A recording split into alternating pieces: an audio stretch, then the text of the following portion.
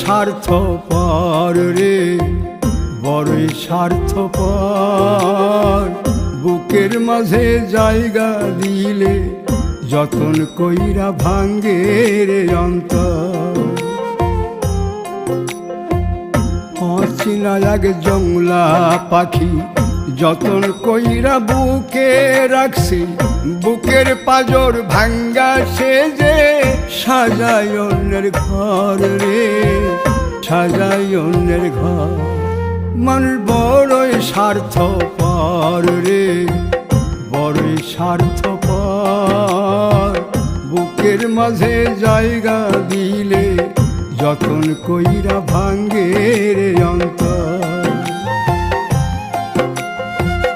বুকের মাঝে জায়গা দিলে যতন কইরা ভাঙ্গে রে অন্তর।